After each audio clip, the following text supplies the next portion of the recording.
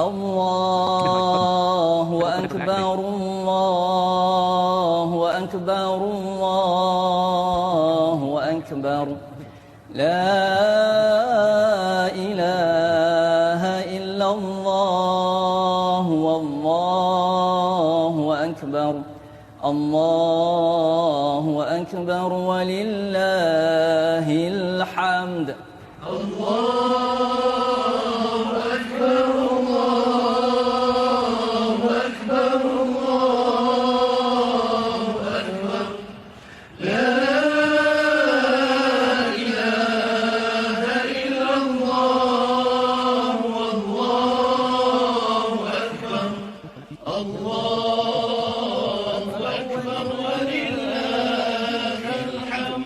الله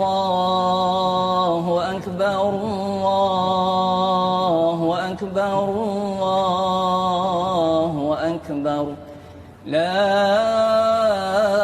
إله إلا الله الله أكبر الله أكبر الله أكبر لا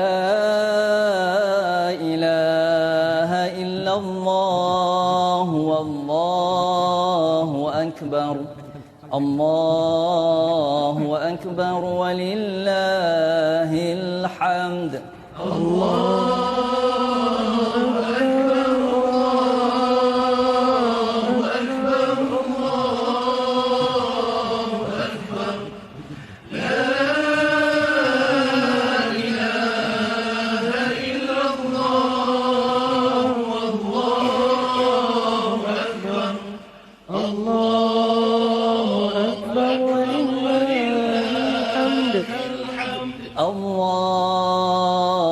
أكبر الله أكبر الله أكبر لا إله إلا الله والله أكبر الله أكبر ولله الحمد الله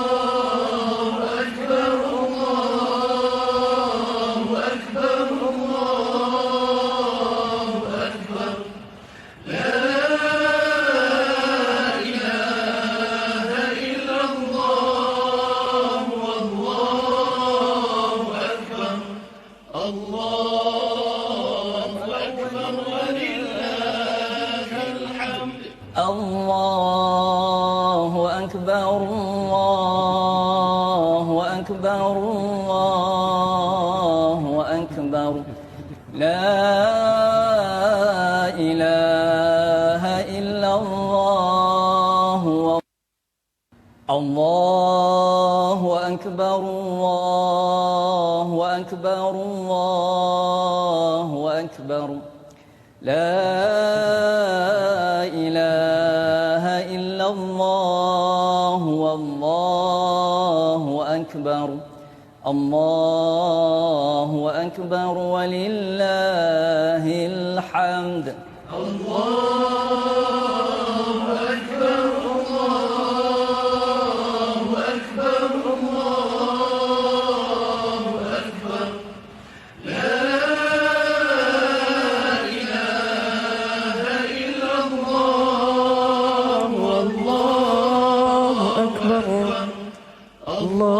أكبر ولله الحمد. Assalamualaikum warahmatullahi wabarakatuh. Bismillah, alhamdulillah, salatu wassalamu ala rasulillah wa ala alihi wa sahbihi wa man wala. Rabbi syrah li sadri wa yassir li amri wahlul 'uqdatam min lisani yafqahu qawli. Subhanaka la ilma lana illa ma 'allamtana innaka antal alimul hakim wa la haula wa la quwwata illa billahil aliyil azim. Alhamdulillah, syukur kita kepada Allah Subhanahu wa taala kerana pada pagi ini kita dapat bersama-sama di hari raya Aidil Adha. Eksklusif hari ini kita mengadakan jom ngaji sama-sama. Hashtag satu hari satu muka surat sempena dengan hari raya Aidil Adha. Dan insyaAllah kita boleh teruskan, boleh share lah kepada rakan-rakan, okey, kepada yang berkesempatan dapat mendengar, dapat menonton kita punya siaran ini. Kalau tak dapat menonton, boleh tengok secara rakaman. Okey, saya difahamkan kalau yang lelaki tu kebanyakannya nak pergi solat raya dah. Dan yang perempuan kebanyakan masjid, surau, saya ingat saya lah, kalau selain daripada wilayah. Kalau wilayah dibenarkan. Kalau negeri lain tu ada yang tak dapat kebenaran seperti Selangor dan sebagainya, ada surau masjid yang tak membenarkan lah, kerana kapasiti masjid dan sebagainya tak muat untuk kaum wanita. Jadi kaum wanita kena duduk di rumah. Nak solat raya pun solat raya di rumah lah. Dan Alhamdulillah kita dapat mulakan hari dengan takbir raya.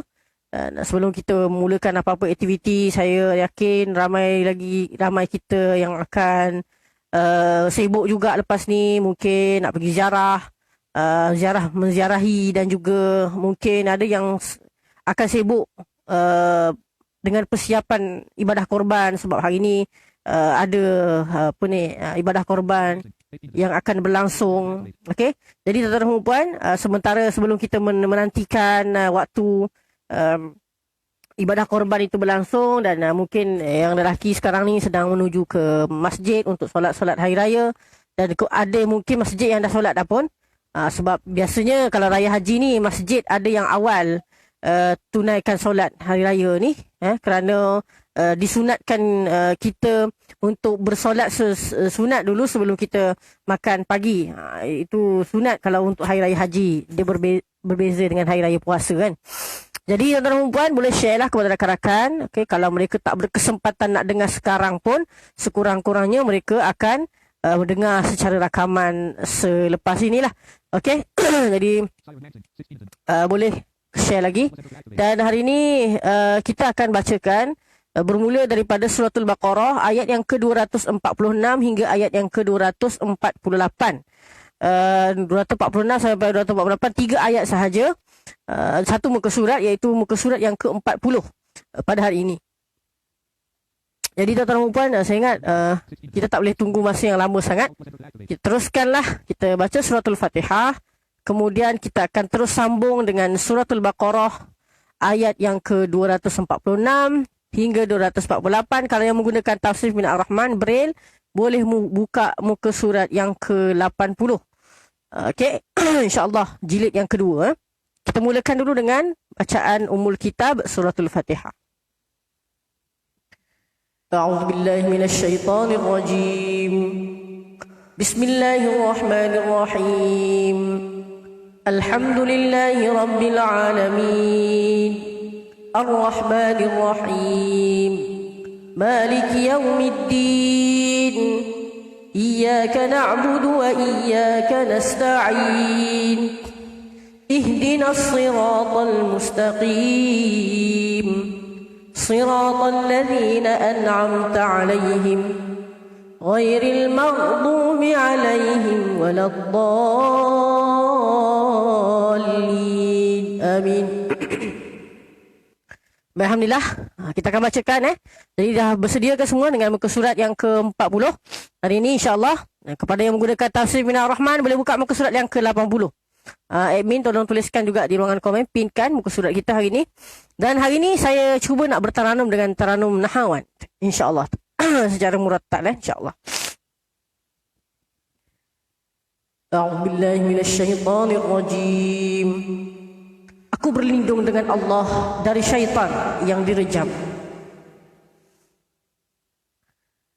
Alam tara ilal mala'i min bani Israil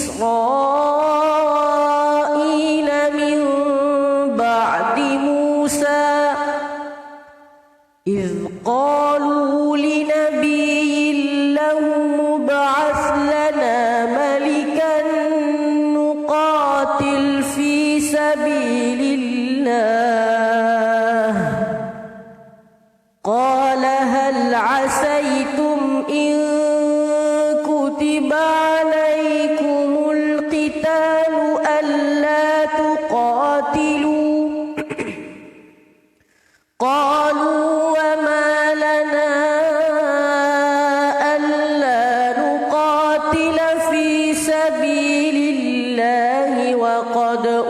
أخرجنا من ديارنا وأبنائنا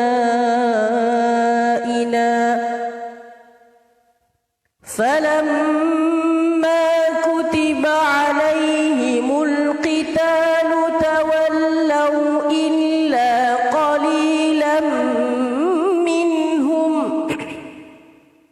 والله عليم بالظالمين.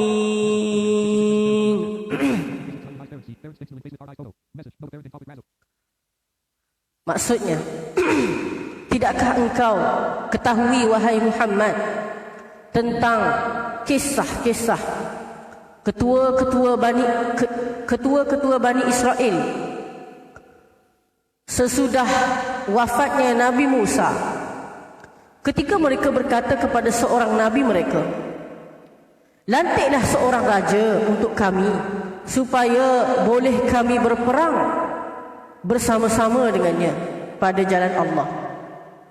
Nabi mereka menjawab, tidakkah harus jika kelak diwajibkan berperang, kamu tidak akan berperang? Mereka berkata, mengapa pula kami tidak akan berperang pada jalan Allah, sedang kami telah diusir dari kampung halaman kami dan dari anak-anak kami? Maka apabila perang itu diwajibkan atas mereka, mereka membelakangkan kewajipan itu kecuali sebahagian kecil dari mereka. Dan ingatlah, Allah mengetahui akan orang-orang yang zalim. Baik, diceritakan tentang kisah ketua ni. Jadi Nabi tu yang disebutkan tadi tu adalah Nabi Yusha' bin Nun. Nabi Yusha' bin Nun ni dia menjadi ketua ataupun ketua mereka lah yang membawa ajaran agama ini setelah Nabi Musa wafat. Okey, maksudnya sebab Nabi Yusha' bin Nun ni adalah anak murid Nabi Musa yang pernah ikut Musa berjumpa dengan Nabi Khidir. Okey, dalam suratul Kahfi. Tapi surah tu akan diceritakan nantilah. Dia teruskan dengan ayat seterusnya, 247. وَقَالَ لَهُمْ نَبِيُّهُمْ إِنَّ اللَّهَ قَدْ بَعَثَ لَكُمْ طَالُوتَ مَلِكًا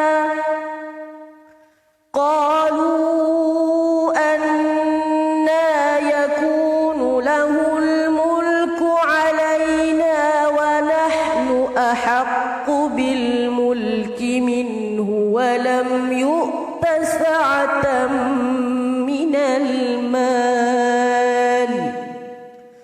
قال إن الله اصطفاه عليكم وزاده بسطة في العلم والجسم والله يؤتي ملكه من يشاء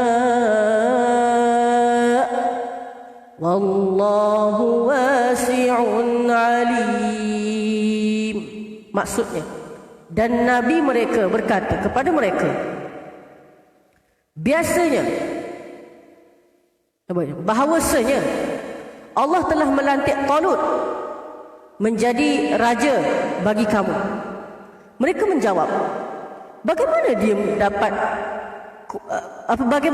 dia dapat kuasa memerintah kami, sedang kami lebih berhak dengan kuasa pemerintahan itu daripadanya, dan dia pula tidak diberi keluasan harta kekayaan. Nabi mereka berkata, sesungguhnya Allah telah memilihnya, Talut, menjadi raja kamu, dan telah mengurniakan kelebihan dalam lapangan ilmu, pengetahuan dan gagah tubuh badannya. Dan ingatlah, Allah jualah yang memberikan kuasa pemerintahan kepada sesiapa yang dikehendakinya, dan Allah maha luas rahmatnya dan pengurniaannya. lagi meliputi ilmunya. Baik tuan-tuan dan puan, cerita ni menceritakan tentang tadi bila mereka dah minta dilantik ketua, mereka kata ketua ni boleh bawa mereka pergi berperang dan sebagainya. Okey. Tetapi okey. Tetapi sebenarnya mereka ni dia bila Nabi Yusha' bin Nun tadi kata, okey, kalau macam tu aku lantik Talut menjadi ketua kamu. Mereka memperlekehkan Talut tu. Mereka kata, kenapa pula nak kena lantik Talut? Talut ni bukan siapa-siapa pun. Dia bukannya tahu pun tentang kuasa-kuasa ni. Dia bukan tahu pun nak perintah.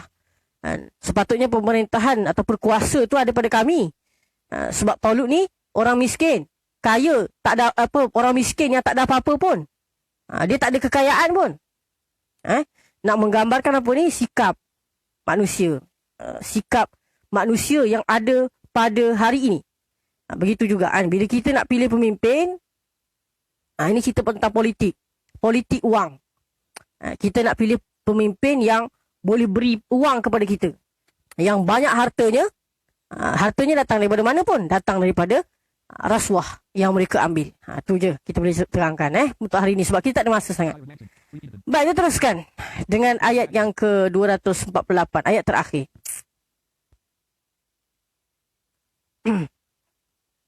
Mana gema ni?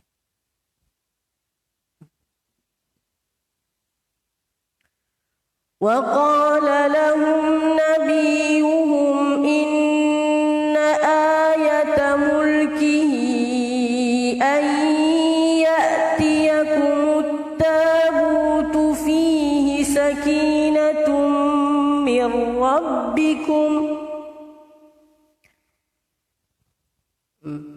أَنْ يَأْتِيَكُمُ التَّابُوتُ فِيهِ سَكِينَةٌ مِّنْ رَبِّكُمْ وَبَقِيَّةٌ مِّمَّا تَرَكَ آلُ مُوسَى.